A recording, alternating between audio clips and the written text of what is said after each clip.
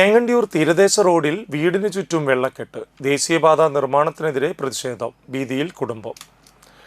ദേശീയപാത നിർമ്മാണത്തിന്റെ ഭാഗമായി നടന്ന ഡ്രഡ്ജിങ്ങും മണ്ണുശേഖരണവും മൂലം ഏങ്ങണ്ടിയൂർ ഗ്രാമപഞ്ചായത്ത് 2-ാം വാർഡിൽ വീടിന് ചുറ്റും വെള്ളക്കെട്ട് രൂപപ്പെട്ട് കുടുംബം ഒറ്റപ്പെട്ടു.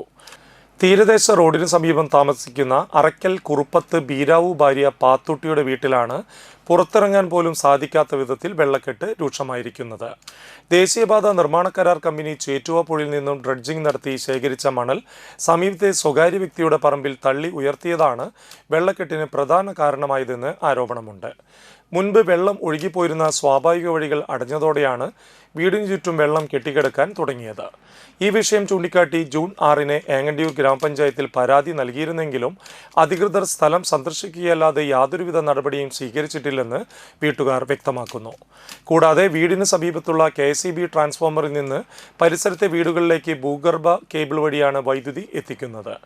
വെള്ളം നിരന്തരം കെട്ടിക്കിടക്കുന്നത് കേബിളുകൾക്ക് തകരാറുണ്ടാക്കി വൈദ്യുതാഘാതത്തിന് ഇടയാക്കുമോ എന്ന വലിയ ഭീതിയിലാണ് കുട്ടികളും പ്രായമായവരും അടങ്ങുന്ന ഈ കുടുംബം കഴിച്ചുകൂട്ടുന്നത്. അധികൃതർ ഉടൻ ഇടപെട്ട് പ്രശ്നത്തിന് ശാശ്വത പരിഹാരം കാണണമെന്നാണ് പ്രദേശവാസികളുടെ ആവശ്യം.